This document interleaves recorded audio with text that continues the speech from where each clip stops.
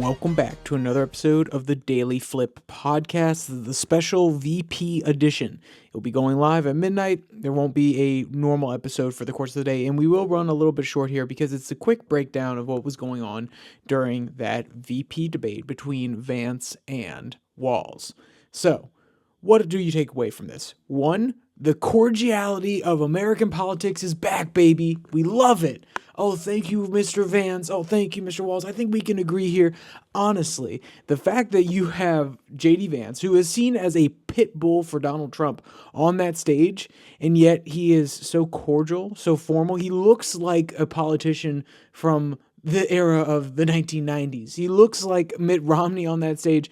Well, I can't agree with everything that Mr. Obama says, this sort of talk, which was interesting. It's fascinating because when we have Donald Trump as the foil to that, the attack dog mentality definitely shows through more in Donald Trump when he is on that debate stage. And I've actually made multiple comments to people already about the fact that this makes the ticket look more normal, which is interesting that the strategy would be, hey, when we have a debate that is watched by less people, we should try to be more calm, cool, and collected.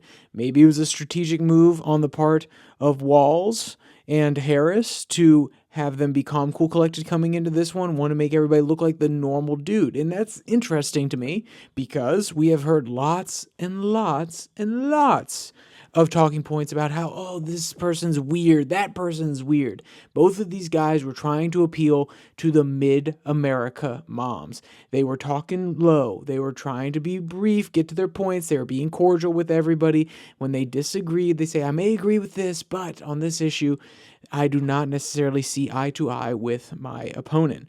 And that also leads to moments where the righteous indignation and the passion, when it does come through, it actually provides that contrast because you are so used to the low, cordial tone that when Vance says, hey, I thought you guys were going to let us, be the fact checkers here.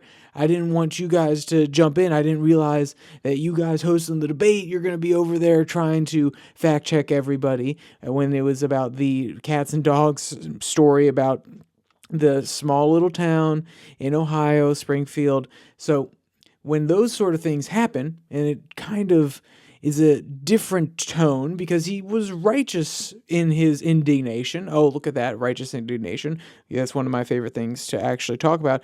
And it's interesting because as a political concept, you could see it, but when someone points out what the actual word is for it, you're like, oh, yeah, no, that actually makes some sense. And even Mr. Walz took advantage of this, especially on the J6 answer. Towards the end, he got very passionate, saying, oh, well, I don't think this is okay, that we can just skip over this and that you're not going to make your point here. He got a little bit louder than normal. And I'm not saying super duper loud, but considering the tone and the decibel level of the rest of the debate, it was a little bit more on point. There wasn't that much interrupting. So with all the broad strokes covered now, let's actually get down to the issues. I think that Tim Walz, while I don't agree with a lot of his policy positions and Harris's policy positions, I think that the way that they have framed the issues particularly is very, very effective. One, on abortion, a woman's freedom to choose. Using the word freedom alone is enough to make people more willing to hear out the argument because that's something that we here in America idealize. We put it up at the pinnacle, at the top of the pyramid of American values. Freedom, low government interaction, aka the government tries to stay out of it. On healthcare, he framed it as basically saying that they're actually trying to kick people off of the ACA, the Affordable Health Care Act. They're actually limiting the amount of people that are going to be on it. They're making it harder for people to gain access to this care. So they're not trying to make it a spending issue. They're not trying to make it necessarily a coverage issue, though Walz did talk about how there were a few things where Kamala Harris was able to negotiate drug prices, so on and so forth, and try to brag about that. But at the end of the day, he was talking directly to the American people and saying, hey, guys, they're trying to actually limit what we can do to help you. I think that's very, very effective framing coming from the Democrats in general. And the other one on immigration. They have run to the middle on the issue of immigration. They have said that we would like the bipartisan bill that was put forward about 6-7 months ago at this point. And while that is a great departure from where Democrats were not that long ago, or at least the seeming implications of the policy that they were implementing, which is let people cross the border, not necessarily willy-nilly, but there was definitely a pretty lax policy underneath the Biden administration where the argument was, hey, we need to get more judges here to hear out asylum claims rather than possibly turn those people away and have those asylum claims processed for the most part on the other side of the border. So they stay in a different nation where they have been able to find asylum or at least a temporary staying location and apply for asylum there and have everything processed that on that end rather than bringing them into the United States to do that. That is a very different policy than what is proposed in the immigration bill with hard caps, limitations, and also a little bit more funding for Border Patrol and also for finding new judges. So it's a little bit of a mix. It is a bipartisan bill. That's the whole thing. So running to that as the solution, or at least the position that you're going to take, being a little bit more moderate in the middle than you were underneath the rest of the Biden-Harris administration, that shows, one, that this is a potent issue for Donald Trump, but it also provides, even if they don't necessarily agree with it, I'm not saying that they're sitting back saying they don't agree with it, but even if you weren't actually to agree with it, it's a smart political move because then you can sit there and say, particularly with this bill, that Donald Trump was basically trying to, I don't want to say knock people down or say that the bill was absolute trash, but he wanted to run on the issue. And at least that's the framing that is put out there. There are other arguments. Donald Trump will say himself that it doesn't necessarily go far enough, blah, blah, blah, blah, blah. But there were definitely talking points at the time that he wants to still run on this issue and that it could nullify a lot of the worst things that people are experiencing and some of the imaginings that people have about the immigration policy. Because then if a bipartisan bill goes through, people are saying, oh, well, all these bad things were happening. There are actually some caps now. Both people in Washington, both parties in Washington decided to come together in order to affect this. And being able to beat Donald Trump over the head with his comments about wanting to be able to run on it. Maybe we shouldn't actually pass this. Apparently, he was involved in some of the conversations about not getting it passed. All these sort of things. Whether or not they actually believe the policy, they're able to do that because they ran to the middle on this bill. Now, will this bill actually get proposed again if they get into office? I don't necessarily know, but it doesn't matter because they're playing a political game. And at the end of the day, it is smart. So we talked about what Walz was doing, the framing, and we need to talk about what Vance was doing. So Vance, like I said, on the general appeal, he was trying to be calm, cool, and collected.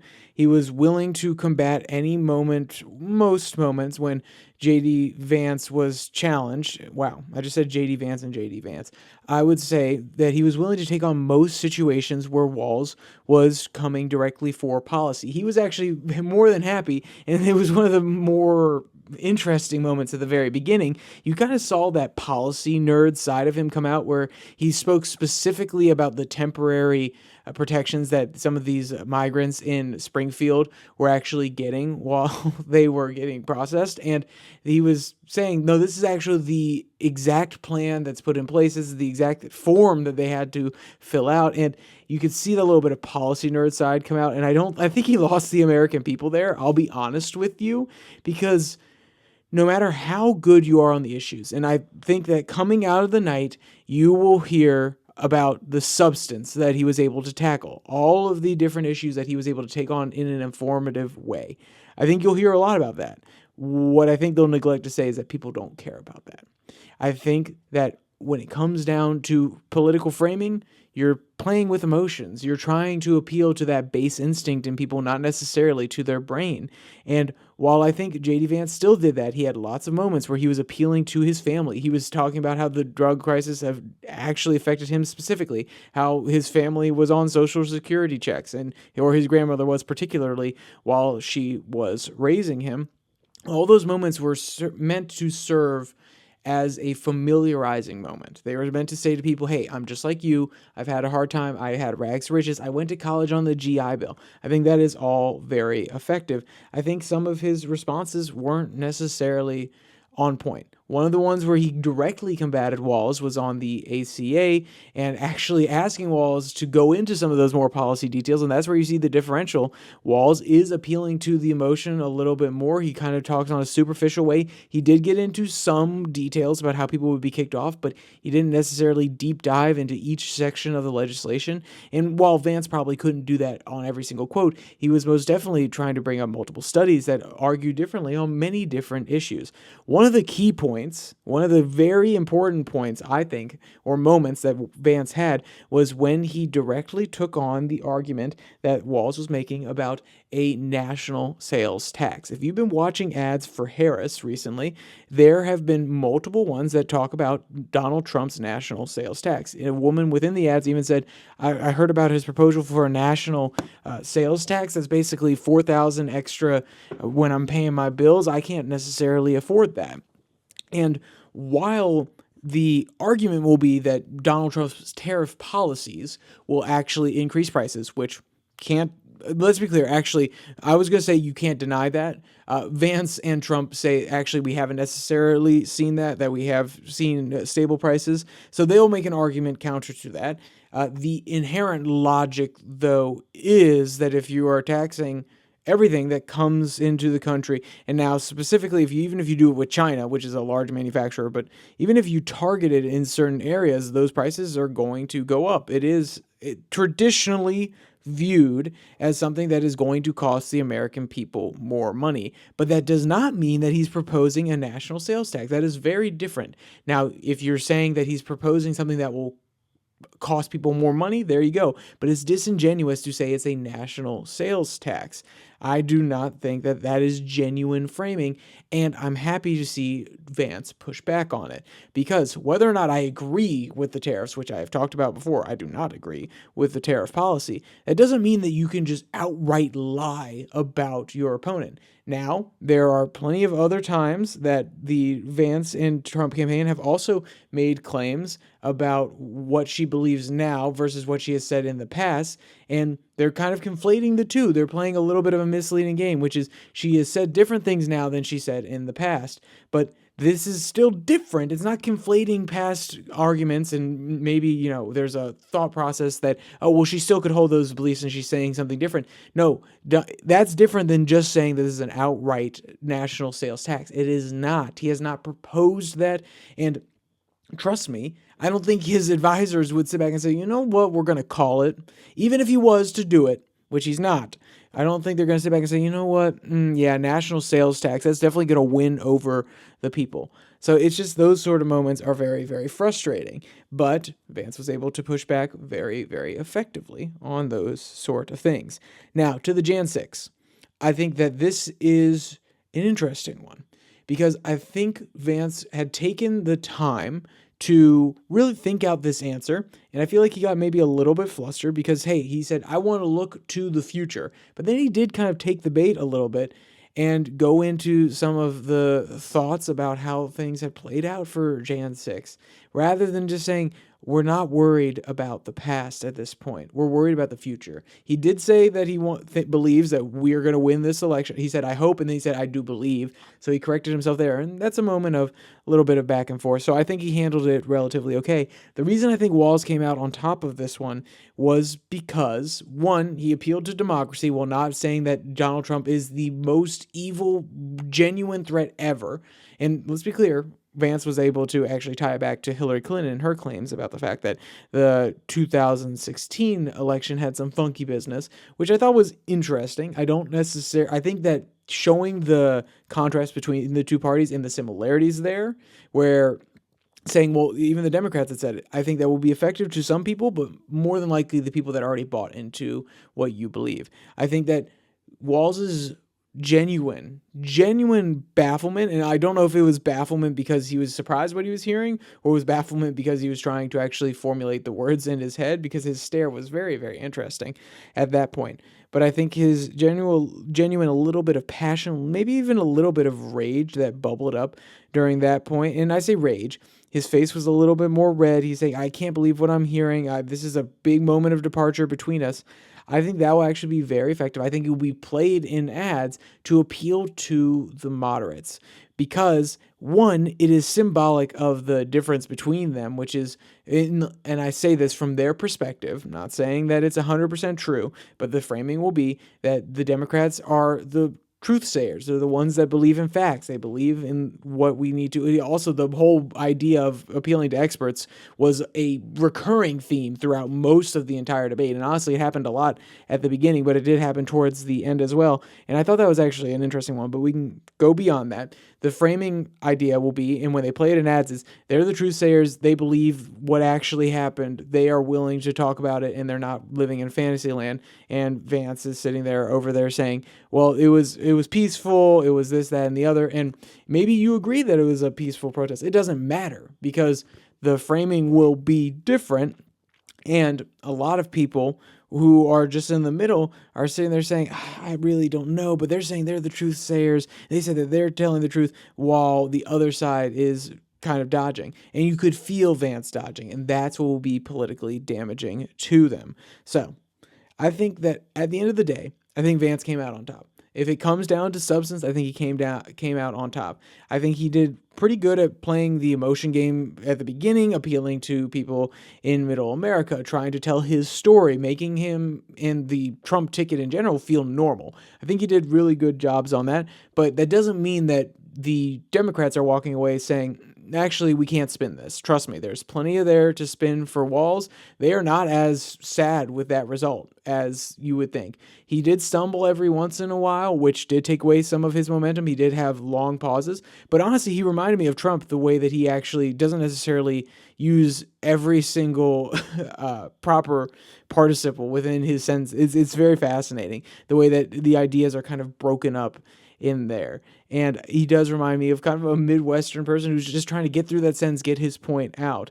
So I think that they'll be able to spin a lot of this favorably for Walz, especially because they were playing down their own expectations. They were saying that, yeah, Vance is a really smart man. And I think Vance's team was trying to do the same thing, which is build his expectations up. Oh, he's actually a guy who's been through lots of different debates before. So I think that Vance came out on top. But like I said, I don't think that you can sit back and say, oh, yep, the Democrats can't spend this. They will have plenty of ads made from this, and they will have plenty of talking points about it tomorrow morning. Or I take that back, probably right now. You can go listen to some Democrats talk about it and say that, oh, he was really strong on XYZ issue defending the Harris Walz ticket, but also Harris's record. So with all that said, thank you for joining me for this special episode of the of the Twitter tirade. This is not the Twitter tirade, but if you want to check out the Twitter tirade, it comes out on Twitter at the handle below at your DailyFlip. But thank you for joining me for this special episode of the podcast. If you want to check it out on Spotify, Pocket Cast, Podvine, all the links are in the description there. Normally I have links to the articles. There will not be a link to this article because there is not one. And like I said, this will be going live at midnight tonight, which will be the first, but it will basically serve as the normal episode for Wednesday. So if you're coming to this at the normal time and you're like, whoa, why is it not released at 12 p.m. on the first at basically at noon? It's because I'm releasing it on midnight, 12 a.m. of the same day. So with all that said, thank you for joining me.